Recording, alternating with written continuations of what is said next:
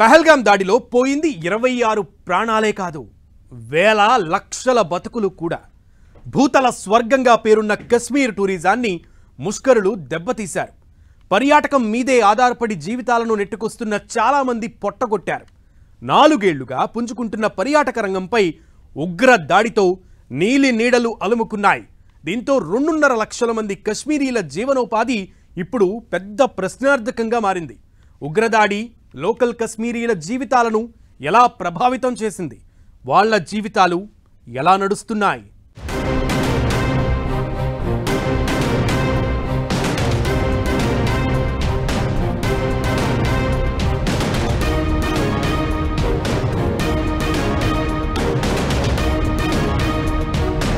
భూతల స్వర్గం కశ్మీర్ వెలవెల.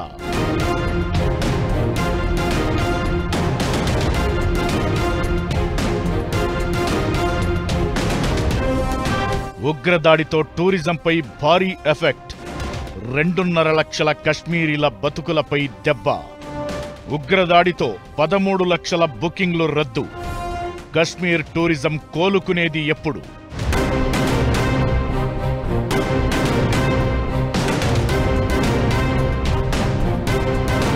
కశ్మీర్ భూతల స్వర్గం. ప్రతి భారతీయుడు కనీసం ఒక్కసారైనా సందర్శించాలని కలలుగనే ప్రాంతం. అందమైన లోయలు, మంచుతో కప్పి ఉండే శిఖరాలు, ప్రశాంతమైన సరస్సులు లక్షలాది పర్యాటకులను ఆకర్షిస్తాయి. ఇలాంటి అందమైన నేలపై పహల్గాం ఉగ్రదాడి అలజడి సృష్టించింది. అమాయక పర్యాటకులను, స్థానికులను లక్ష్యంగా చేసుకుని జరిపిన అకృత్యం కశ్మీర్లో శాంతిని, స్థిరత్వాన్ని దెబ్బతీయాలనే ఉగ్రవాదుల పన్నాగాలను మరోసారి బయటపెట్టింది. ఈ దాడి తరువాత భయంతో వేలాది మంది పర్యాటకులు కశ్మీర్ను విడిచి వెళ్లారు. చాలా మంది తమ ప్రయాణాలను, టికెట్లను రద్దు చేసుకున్నారు. దీంతో కశ్మీర్ పర్యాటక రంగం ఒక్కసారిగా కుదేలయ్యే పరిస్థితి ఏర్పడింది. వేసవిలో కశ్మీర్కు పర్యాటకుల తాకిడి ఎక్కువగా ఉంటుంది. ఏడాది పొడవునా ఎదురుచూసే ఈ సీజన్లోనే స్థానికులకు ఆదాయం, ఉపాధి లభిస్తాయి. పహల్గాం, గుల్మార్గ్, శ్రీనగర్ లాంటి ప్రాంతాల్లో చాలా మంది టూరిజం మీదే ఆధారపడి బతుకుతున్నారు. పహల్గాం ఉగ్రదాడి పర్యాటకుల విశ్వాసాన్ని దారుణంగా దెబ్బతీయడమే కాకుండా దాదాపు 2.5 లక్షల మంది కశ్మీరీల జీవనోపాధి, కశ్మీర్ లోయ ఆర్థిక వ్యవస్థ మొత్తాన్ని ప్రశ్నార్థకం చేసింది. పహల్గాం బైసరన్ లోయలో దాడి ప్రభావంతో కశ్మీర్లో పర్యటించేందుకు సిద్ధమైన వేలాది మంది పర్యాటకుల్లో దాదాపు 90% మంది 24 గంటల వ్యవధిలోనే విమాన టికెట్లు రద్దు చేసుకున్నారు. ఇప్పటి వరకు ఏకంగా 13 లక్షల బుకింగ్స్ క్యాన్సిల్ అయినట్టు తెలుస్తోంది. మామూలుగా ఏప్రిల్ నుంచి ఆగస్టు వరకు కశ్మీర్కు 25 లక్షల మంది వరకు పర్యాటకులు వస్తుంటారు. అయితే పహల్గాం ఘటన తరువాత ఏర్పడిన భయాలతో అందులో 90% మంది వచ్చే పరిస్థితి లేకుండా పోయింది. ఉగ్రదాడి తరువాత కశ్మీర్ లోయల్లో మళ్లీ నిశ్శబ్దమే ఆవరించే పరిస్థితులే కనిపిస్తున్నాయి.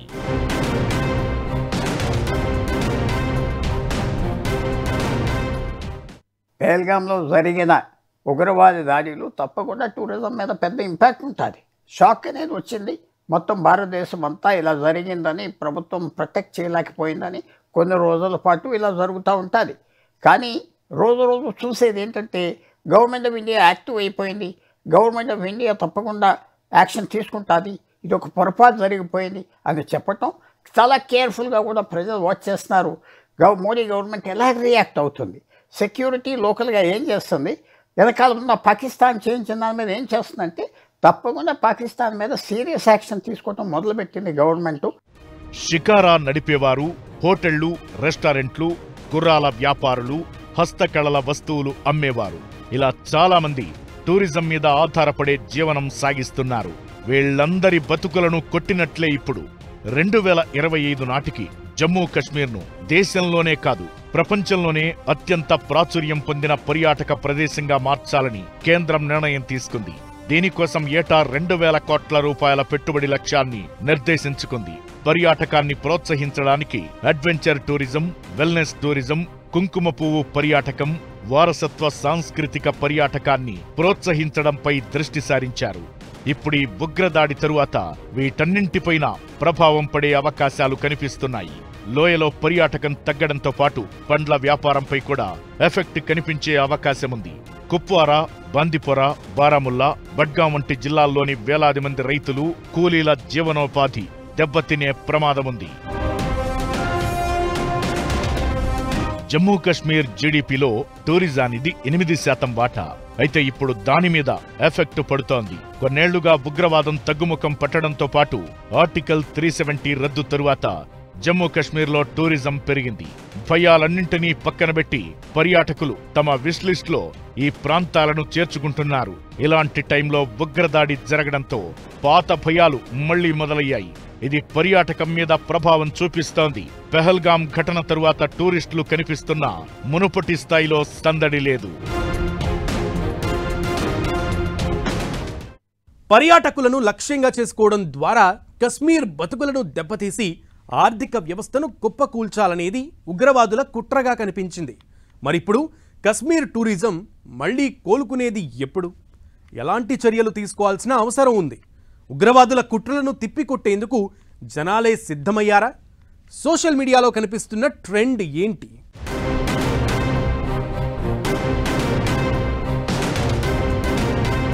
ఆర్టికల్ 370 రద్దు తరువాత జమ్మూ కశ్మీర్కు పర్యాటకుల తాకిడి పెరిగింది.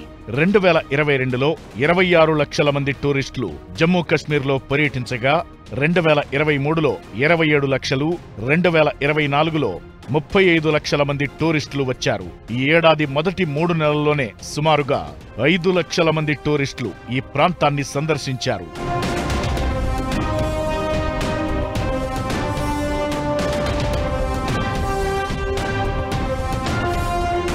జమ్మూ కశ్మీర్ వార్షిక పర్యాటక పరిశ్రమ విలువ దాదాపు 12,000 కోట్లు. 2030 నాటికి దీని విలువ 30,000 కోట్లకు పెరుగుతుందని అంచనా. జమ్మూ కశ్మీర్ను, లద్దాఖ్ను కేంద్రపాలిత ప్రాంతాలుగా చేసిన కేంద్రం ఏటా స్థానికంగా దాదాపు 50,000 మందికి ఉపాధి కల్పించేలా 2,000 కోట్ల వార్షిక పెట్టుబడులను ఆకర్షించేలా 2020లో ప్రత్యేక పర్యాటక పాలసీని తీసుకొచ్చింది. ఇలాంటి జమ్మూ కశ్మీర్ ఇప్పుడు ఉగ్రదాడితో వెలవెలబోతోంది. పర్యాటకాన్ని లక్ష్యంగా చేసుకోవడం ద్వారా కశ్మీర్ ఆర్థిక వ్యవస్థను కుప్పకూల్చాలని టెర్రరిస్టులు ప్లాన్ చేస్తున్నారు. కశ్మీర్ను భారత్ నుంచి దూరం చేయడానికి, కశ్మీరీలను ఒంటరి చేయడానికి వారు చేస్తున్న ప్రయత్నాల్లో ఈ దాడులు ఒక భాగమనే అభిప్రాయాలు ఉన్నాయి. పర్యాటకుల రాకపోకలు తగ్గిపోతే కశ్మీర్ను వేరు చేయడం ఈజీ అవుతుందని పెహల్గాం దాడికి పాల్పడ్డారు. కాశ్మీర్లో టూరిస్ట్ బౌన్స్ బ్యాక్ అవడానికి ఆల్రెడీ సెంట్రల్ గవర్నమెంట్ మంచి యాక్షన్ తీసుకున్నారు. ఏప్రిల్ 24ని దేశవ్యాప్తంగా పొలిటికల్ లీడర్స్ మీటింగ్లో అమిత్ షా ఫస్ట్ అన్న మాట ఏంటంటే, మేము తప్పు చేశాం, మేము పొరపాటు చేశాం, సరైన సెక్యూరిటీ ప్రొవైడ్ చేయలేదు పెహల్గాంలో, ఏదో కారణానికి ఇది కొంచెం మేము పొరపాటు జరిగిపోయింది, ఇది మళ్ళీ జరగను అని ఎప్పుడైతే ఆయన ఒప్పుకున్నాడో రాజకీయ పార్టీలు కూడా చాలా మెచ్చుకున్నారు. ఇది చాలా మెచ్యూర్గా గవర్నమెంట్ డీల్ చేస్తుంది, ఏమీ అవ్వలేదు, మా తప్పు లేదు అని అబద్ధాలు ఆడి చెప్పట్లేదు, పొరపాటు అయిపోయింది, మేము సరిదిద్దుకుంటాం అన్నాక ఇది పెద్ద ఎఫెక్ట్ టూరిజం మీద. పెహల్గాం దాడి తరువాత దేశమంతా ఎమోషనల్ గా రియాక్ట్ అవుతోంది. కశ్మీర్ మనది అంటూ ప్రతి ఒక్కరూ ముందుకొస్తున్నారు. ఉగ్రవాదుల కుట్రను తిప్పికొట్టేందుకు రెడీ అయ్యారు. మరీ ముఖ్యంగా యూత్ లో ఒక కొత్త స్ఫూర్తి కనిపిస్తోంది. కశ్మీర్ మనది, మనందరిది, అక్కడికి వెళ్లే హక్కు మనకుంది, ఎవరూ మనల్ని భయపెట్టలేరు అంటూ సోషల్ మీడియాలో ప్రచారం మొదలుపెట్టారు. కశ్మీరీలకు అండగా ఉండాల్సిన బాధ్యత ప్రతి ఒక్కరిపై ఉందని పిలుపునిస్తున్నారు. బాలీవుడ్ యాక్టర్ అతుల్ కులకర్ణి అయితే పెహల్గాం ప్రాంతాన్ని సందర్శించి మరీ ఉగ్రవాదులకు భయపడబోమని చాటి చెప్పారు. ఆయన సందేశం దేశవ్యాప్తంగా చాలా మందిని ప్రభావితం చేసింది, యువతను కదిలిస్తున్నాయి. ఇకటు మరికొందరు సెలబ్రిటీలు ముందుకొచ్చి భయాలను పోగొట్టాల్సిన అవసరముంది. అప్పుడే కశ్మీర్కు మళ్లీ కళ. జమ్మూ కశ్మీర్కు మద్దతుగా నిలవడమంటే పర్యాటకానికి మాత్రమే సపోర్ట్ ఇచ్చినట్లు కాదు. ఇది దేశ సమైక్యతకు, కశ్మీరీల ఆత్మస్థైర్యానికి మనమిచ్చే మద్దతు అన్నది మాత్రం క్లియర్. మన పర్యాటకాన్ని మనం బలోపేతం చెయ్యాలి. ఉగ్రవాదుల ఆటలకు చెక్ పెడుతూ కశ్మీర్ భారతదేశంలో అంతర్భాగమని, కశ్మీరీలకు దేశ జనాలు ఎల్లప్పుడూ అండగా ఉంటారని గట్టిగా చాటి చెప్పే టైం వచ్చిందనే అభిప్రాయాలు వినిపిస్తున్నాయి.